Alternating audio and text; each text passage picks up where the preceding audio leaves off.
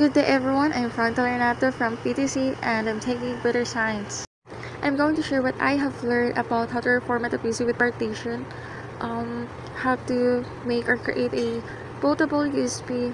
I'm going also to answer the frequently asked question about troubleshooting on PC. So the first thing that I did was I went to Botic from Chrome. So you can download it to Chrome. And then, so ito yung easiest way para mag-make ng bootable USB. So ito-drag mo lang kasi siya dun. Yung dinownload mong window, which is yung Windows 7 yung dinownload ko. And then ito-drag mo lang siya dyan sa Botic din. Yun na yun. Magkakaroon na ka ng bootable USB. So, heads up lang kasi gagawa ko ng, or makishow ko ng other, second option baga. Okay, so may bibigyan ka ng second option kung paano siya mag-bootable ng USB o gagawa ng bootable USB using SIMD. So, the first thing you need to do is go to command prompt. Of course, you have to insert the USB drive. Then, makikita mo yung block na yan. Then, select ka lang ng test. Magbibigay siya ng sagot sa'yo kung online ba or may laman yung test na yan. Then, mag-clean siya. Lagay mo na yung clean, partition. So, magbibigay siya ng sagot sa'yo. Then, mag-format kasi yung USB. So, to make it activate, gagamitin mo of course ng active command. At dahil nakapagawa na tayo ng bootable USB, which is yung pinakita ko, yung first option at din to yung pangalawang option. Kaya nag-download tayo ngayon ng Windows 7, then i-move natin siya dun sa flash drive. Para mamaya papatayin natin yan. And then, mag-reformat na tayo. And so, papatayin natin yung computer para mag-start na tayo for reformat. At dahil napatin na natin yung computer, so ganda yung magiging itsura niya. Makikita mo yung main, advancement, then push. At then makikita mo din yung mga control lang niya. So, bali hindi mo siya magagalaw ng ibang sa keyboard. May specific lang siya na pwede mo siyang ma-control. Ayan, yun yung mga yan. So, bali yung gagawin natin dito is yung may flash drive ako. So, gagawin ko siyang parang siya yung master dun, and then yung hard disk is magiging slave dun ng flash drive para mamaya sa reformat.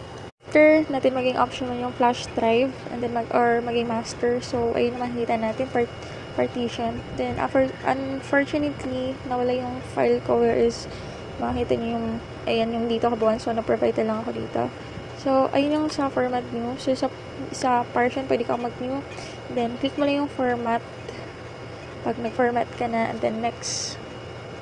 Okay, so nag-loading na siya, copying windows, then expanding window file. So, let's wait for a while na mag-loading yung computer. So, okay, meron na dito ang starting windows. So, wait lang tayo. Nag-install yung window, nag-start siya. It take little time lang naman. So, kailangan na natin mag-antay. Okay, so, na-set up na.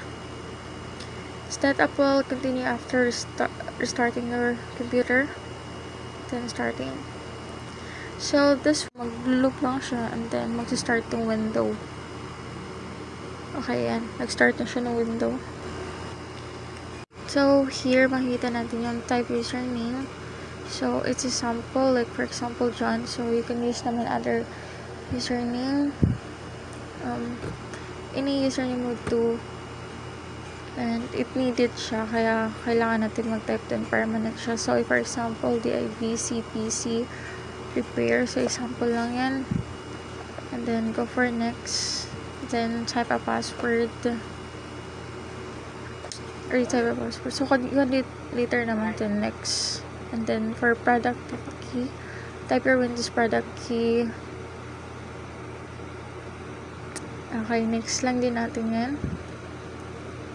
So, use recommend setting, install important thing, ask me later. So, ito yung mga to protect and improve sa mga window automatically. So, kailangan mo lang i-choose yung use recommended setting.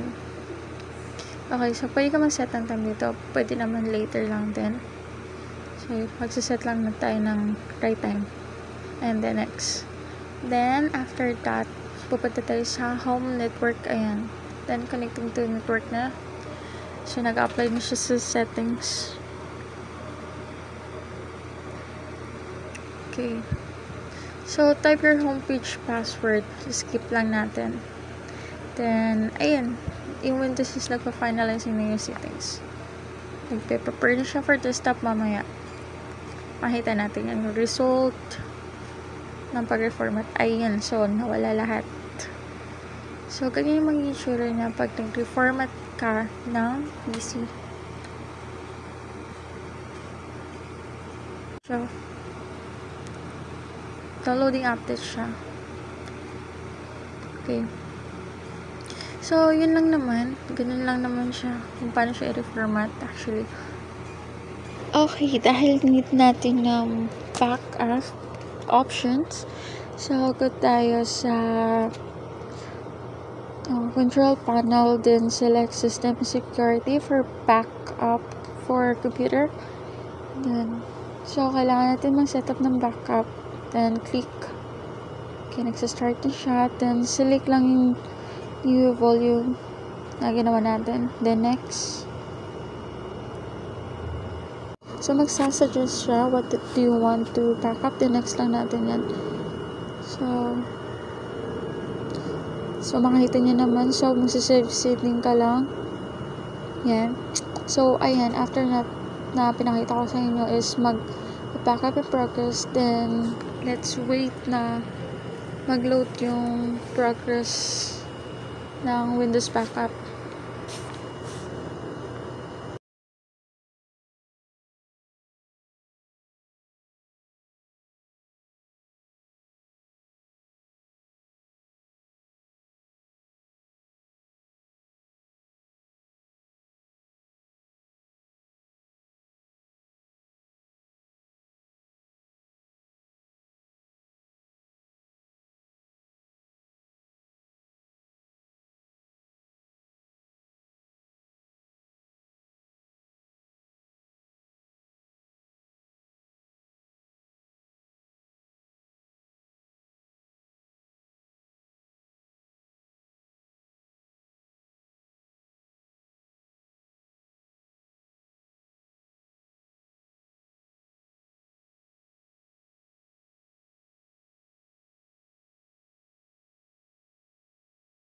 Okay, so pinorward lang natin yan and then tapos na tayo dun. Then go to computer and then select new volume and pindutin lang yung window image backup.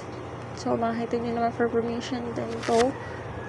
And then by following the procedure, makakagawa na tayo ng backup option.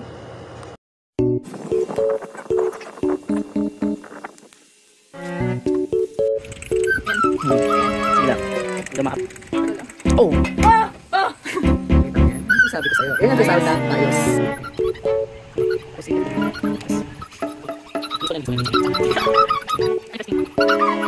Tapos, exit.